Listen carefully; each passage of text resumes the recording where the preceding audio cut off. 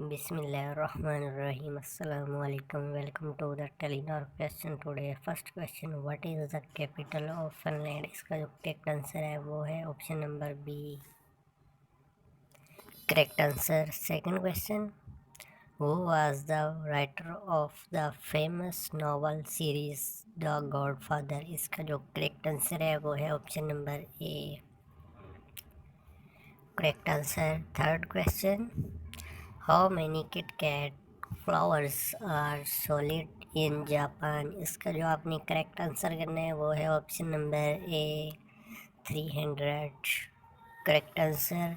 Fourth question, which city is the capital of Turkey? इसका जो आपने करेक्ट आंसर करना है वो है option number B, Ankara, correct answer. Last question बताने से पहले आपसे छोटी सी रिक्वेस्ट है कि प्लीज़ वीडियो को लाइक और चैनल को सब्सक्राइब ज़रूर करें. लास्ट क्वेश्चन का आपने आंसर करना है option number A, correct answer. Thanks for watching. अल्लाह हाफिज़.